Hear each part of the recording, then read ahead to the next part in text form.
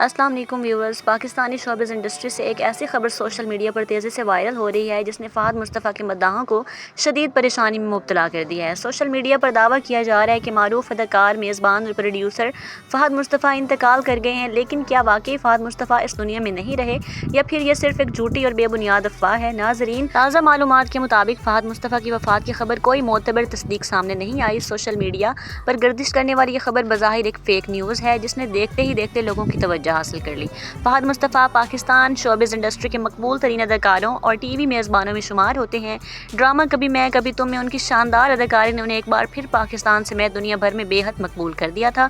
اسی وجہ سے جب ان کے انتقال کی خبر سوشل میڈیا پر پھیلی تو ان کے مداحوں میں تشویش کی لہر دوڑ گئی۔ تاہم ناظرین کو چاہیے کہ ایسی خبروں پر فوراً یقین کرنے کے بجائے ہمیشہ معتبر نیوز ذرائع اور اداکار کے آفیشیل سوشل میڈیا اکاؤنٹ سے تصدیق کریں۔